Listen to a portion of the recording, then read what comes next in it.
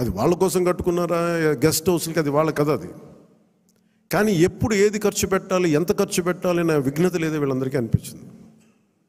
మన క్యాంప్ ఆఫీస్కి తీసుకెళ్ళి మీరు బడ్జెట్ ఇచ్చి మీరు ఎంతైనా ఖర్చు పెట్టుకోండి, మీ క్యాంప్ ఆఫీస్ రెడీ చేసుకోండి అంటే నేను రూపాయి ఖర్చు పెట్టడం నాకు ఇష్టం లేదు అదనంగా ప్రభుత్వ ఖజానాకి. అది ప్రజల సొమ్ముని మనకి అకారణంగా దాన్ని ఖర్చు పెట్టేయడం కానీ దాన్ని దుర్వినియోగం చేయడం నాకు నచ్చక. అసలు ఏం వద్దు, ఉన్న ఫర్నిచర్ అలాగే ఉంచి ఏం చేయొద్దు దాన్ని. అవసరమైతే నేను చెప్తానులేండి, నేను చెప్తాను. మోస్ట్ ఆఫ్ ద టైం వెళ్ళి నా ఫర్నిచర్ పట్టుకెళ్ళాను. ఉన్న ఫర్నిచర్ సరిపోతే పర్లేదు. రోడ్ల మీద కూర్చొని వచ్చాం, మనం వీధుల్లో కూర్చొని పోరాటాలు చేసాం. కూర్చొని చిన్నపాటి కుర్చీ ఉంటే చాలు, మళ్ళీ దానికి ఇంత సౌకర్యాలు అవసరం లేదు మాకని చెప్పాను. అలాగే ఇది మనందరం కూడా చాలా బాధ్యతగా తీసుకోవాలి. అలాగే మన ఎమ్మెల్యేలకు కానీ మన పోటీ చేయని నియోజకవర్గాల్లో ఉన్న నాయకులందరికీ కానీ పార్టీని పటిష్టం చేయడానికి మీరందరూ మీ నియోజకవర్గాల్లో అందుబాటులో ఉండండి. జనవాణి కార్యక్రమాన్ని మీరు నిర్వహించండి. అలాగే కేంద్ర కార్యాలయానికి కూడా నేను ఒకటే మన అందరికీ హరిప్రసాద్ గారి ద్వారా విన్నవించాను. ప్రతి ఒక్కరు కూడా కేంద్ర కార్యాలయంలో ఒకరోజు మీరు ఉండాలి. అది మీకు తెలియజేస్తాం. ఉంటే ఏమవుతుందని మీరు వచ్చి ఒకళ్ళు ఉన్నప్పుడు ప్రజలకి మనం మరింత చేరువవుతాం, వాళ్ళ కష్ట నష్టాలు తెలుసుకుంటాం.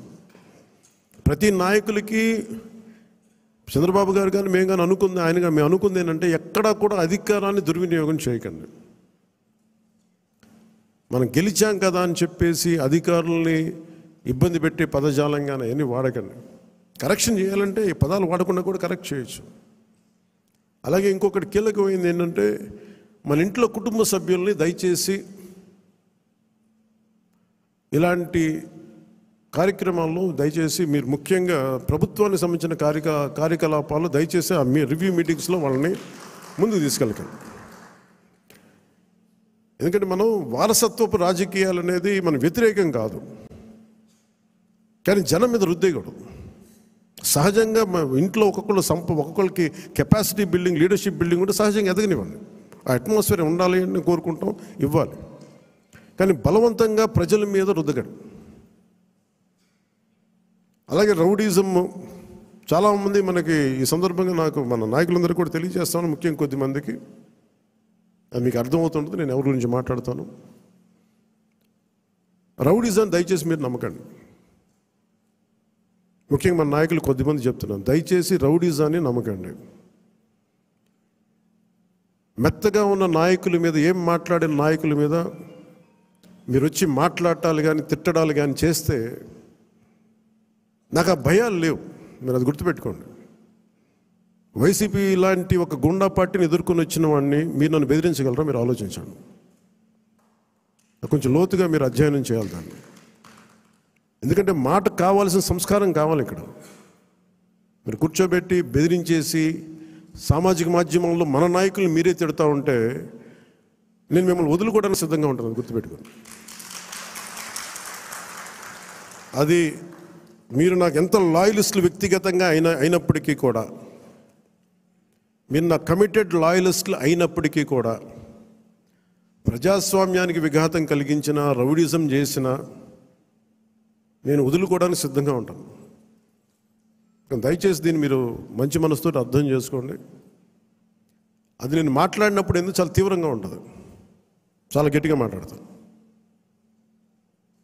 దయచేసి దీన్ని మీరు లోతుగా తీసుకొని, ముఖ్యంగా మహిళా నాయకురాలను ఎవరన్నా సరే సామాజిక మాధ్యమాల్లో కించపరిచిన ఒక మాట అన్నా అజయ్ గారికి కూడా చెప్తా ఉన్నాను ఈ సందర్భంగా, చాలా ఫర్మ్ యాక్షన్ తీసుకోండి సార్. నేను ఈరోజు అందరి ముందు చెప్తున్నాను, you have all the right. చాలా ఫర్మ్గా చెప్పండి. మనందరినీ మనం సంస్కరించాలి అనుకున్నప్పుడు మనమే సంస్కారహీనంగా మాట్లాడితే ఎట్లా? అలాంటి వ్యక్తులని మీరు చాలా బలంగా మీ నిర్ణయం తీసుకోండి. మీ నిర్ణయం వెనక నేను ఉంటాను. అవకాశం ఇవ్వండి మారటానికి. తప్పదు అనుకున్నప్పుడు మీరు పార్టీలో నుంచి కూడా మీరు వెళ్ళిపోవాల్సి వస్తే వెళ్ళిపోనివ్వండి, ఇబ్బంది పడద్దు. ఎందుకంటే ఇది మనం చాలా కమిటెడ్గా ఇచ్చిన విషయం ప్రజలు. ఇది ఎప్పుడు ఓట్లు వేయని వాళ్ళు,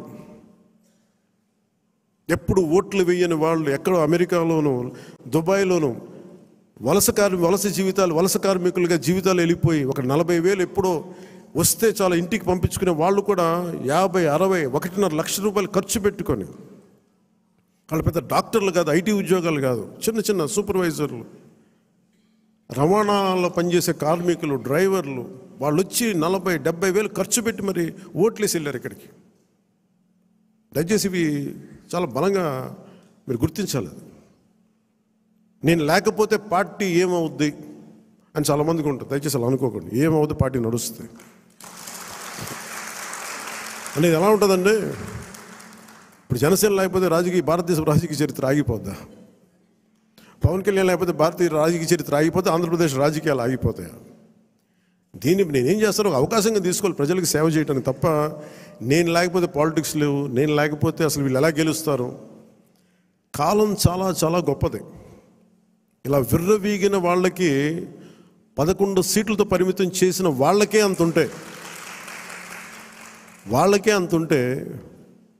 మరి అలా మనలో ఉండి భయపెట్టేవాళ్ళు కానీ భయభ్రాంతులు చేసేవాళ్ళు, రౌడిజం చేసేవాళ్ళు మీరెంతో కూడా ఆలోచించాం. ఇంకా నేను చాలా తెగించి వచ్చాను. ఒక పార్టీ నేను నడుపుతున్నానంటే చాలా చాలా తెగించుంటే తప్ప ఒక పార్టీని నడపలేను.